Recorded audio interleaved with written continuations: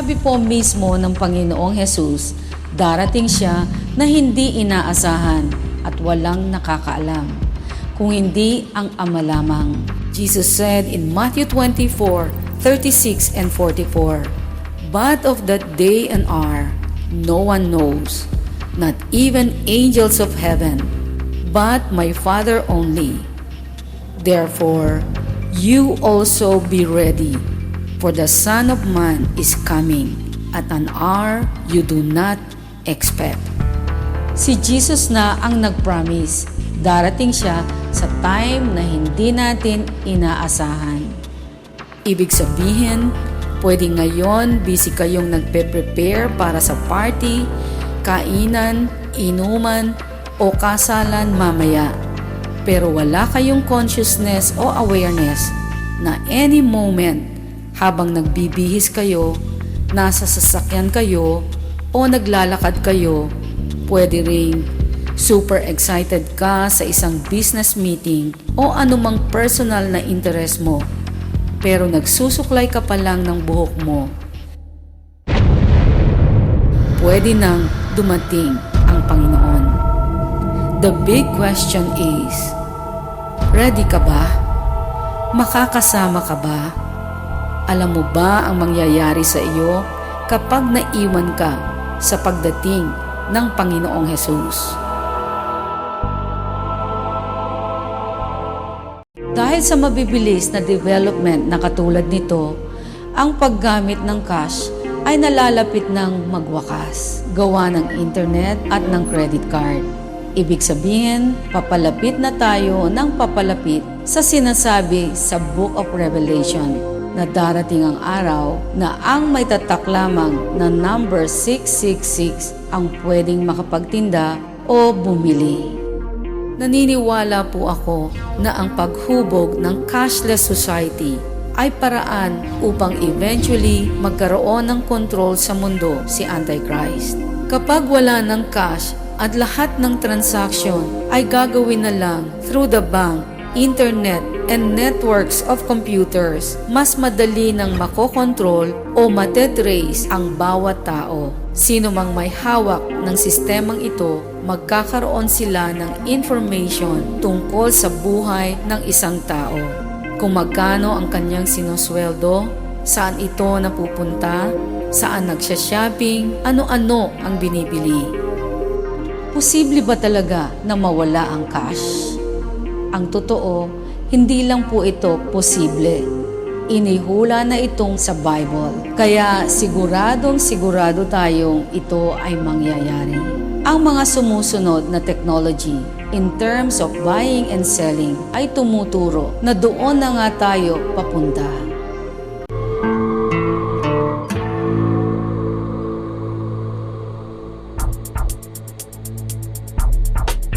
Noong 1968, naimbento ni Jurgen Dethlo and Helmut Gottrup ang chip card na kilala ngayon as smart cards. Sa unang tingin, ang smart card ay katulad din ng common ATM at credit card. Pero mas maraming magandang features ang card na ito. Ang ilang examples ng smart cards ay ang prepaid phone cards, ganoon din ang loyalty cards na ginagamit natin sa mga malls kung saan nag-iipon tayo ng points every time tayo namimili. Ganon din sa SIM card sa cellphone natin. Dahil sa laki ng information na mai-store sa smart card, almost all of the major institutions sa society ay gumagamit na nito. Ang official identification card ng Eastern Illinois University na tinatawag na Panther Card ay may tagline, "One card does it all." Kasi hindi lang ito ID, pwede itong gamitin na pambili, pwede rin itong gamitin as ATM card, library card, at iba pa. Sa isang typical smart card ID, makikita sa harap ang isang multi-applicational chip kung saan pwedeng mag-store ng money. Para magamit ito, ilalagay mo yung pera mo sa mga machines na kagaya nito. Then magagamit mo ito sa buong campus para makabili sa mga vending machines, laser printers, parking garage, photocopiers, at sa iba pang vendors sa loob ng campus. In Florida State University, there are over 40 cash-to-chip machines na nakakalat sa buong campus. Isa pa, nakalink na rin ang school nila sa bank.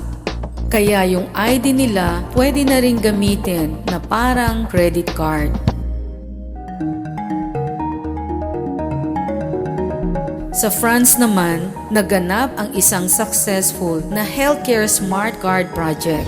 Ang ginawa nila, ipinagsama ng government yung mga health cards na ibinigay nila sa mga tao doon sa health insurance system.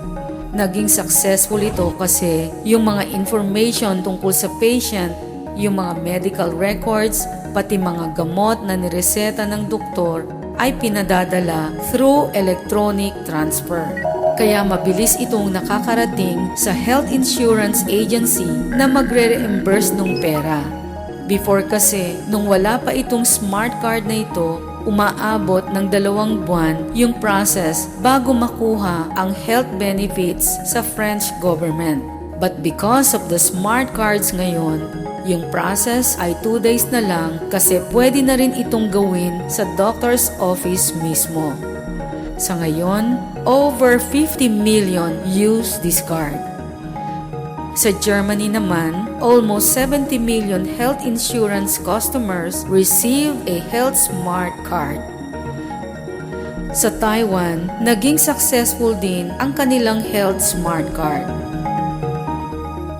Although maganda ang technology ito because of convenience at kahit iba-iba man ang ilang features ng mga cards na ito, mayroon po silang pagkakapare-pareho na dapat nating bigyan ng pansin. Una ay ang pagbabawas ng cash sa kanilang system. Dahil sa nagiging convenient ang pagbabayad at pagpaprocess ng papers, yung mga may ayaw nito sa simula ay nako-convince na rin later on. Naniniwala rin po ako na ganito rin ang mangyayari kapag nagro-rule na si Antichrist. Dahil sa maayos na sistema na kanyang ipapatupad, magiging parang sira ang ulo mo kapag kumontra ka dito. Magmumuka ka rin katawa-tawa sa mundo. Ang pangalawang pagkakapareho ng mga cards na ito ay ang pagiging mandat. Ibig sabihin, kung gusto mong pumasok sa school o magpagamot sa ospital, obligado kang gamitin ang card. Hindi pwedeng hindi ka gagamit nito at magpapailalim sa kanilang sistema. Ang isa pang pagkakapareho ng mga cards ay bawat tao na gagamit ng ID ay mayroong equivalent na number ang identity sa database ng either school or healthcare system. Maaring sa paningin po natin, this is just ordinary. Pero naniniwala ako na ang pagkoconnect ng schools, hospitals, banking systems, and other institutions, pati na ang pagbabawas ng paggamit ng cash, ay ang pinakamalapit na senyales para matupad ang inihula sa Revelation 13. Na time will come, hindi ka makakabili o hindi ka makakapagtinda kung wala kang numero o yung mark of the beast. Alam natin na each day may bagong naiimbento na mga high-tech gadgets to make life easier. Pero sa lahat ng naimbento nung mga nagdaang taon, ang pinaka-close na possibility para matupad ang prophecy sa Book of Revelation ay sa pamamagitan ng RFID. As privacy advocate and author Catherine Albrecht said in her book, Spy Chips, imagine a world where your every purchase is monitored and recorded in a database, and your every belonging is numbered. A world where someone has a record of everything you have ever bought, and everything you have ever owned, and every item in your closet. Imagine a system that puts a small electronic transmitter in everything you buy, including the money or credit card you buy it with. Imagine a world where you are constantly tracked and monitored wherever you go. With RFID technology, all these are possible. Ano ba ang RFID? Ang RFID o Radio Frequency Identification ay isang technology na gumagamit ng radio waves para mag-transfer ng information mula sa isang tag na may data papunta sa isang reader. Ang RFID system ay nakabase sa kaparehong radio waves para po tayo makapakinig sa paborito nating FM or AM station. Ibig sabihin, ang RFID system ay pwedeng mag-travel o tumago sa bintana, sa kahoy, kahit sa mga pintuan. Ang paggamit sa RFID ay limitless. Ang mga huli ko pong sasabihin ay iminumungkahi ko pong inyong pag-isipan o pag-aralang mabuti. Kung kanina sinabi ko na ang RFID tags ay inilalagay sa mga ID cards at mga produkto. Ngayon, unti-unti na nila itong ginagamit sa tao.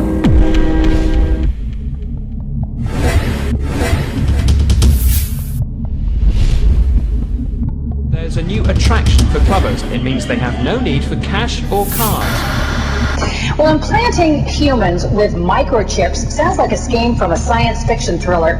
That futuristic technology is here. The FDA approved Verichip implants in humans last year. Tonight, the great lengths people are going to implant radio frequency identification chips in their body. Revelation 13:16 to 18 says, He causes all, both small and great, rich and poor, free and slave, to receive a mark on their right hand or on their foreheads, and that no one may buy or sell except one who has the mark or the name of the beast or the number of his name.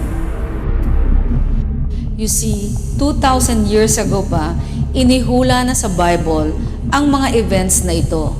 At ito ay nangyayari to the smallest detail before our very eyes. Applied Digital Solutions could track human beings by satellite. We are working on a product that we have called internally a PLD, which is an implantable GPS. It is the first implantable microchip for humans that has multiple security, financial, and healthcare applications. Ang Applied Digital ay nagmanufacture ng Verichip. Ito ay maliit na device na kasing liit ng butil ng bigas. Sa loob nito ay mayroong computer chip and RFID technology na pwedeng i-inject sa skin. Ang bawat chip ay mayroong unique, personal, financial, and medical information.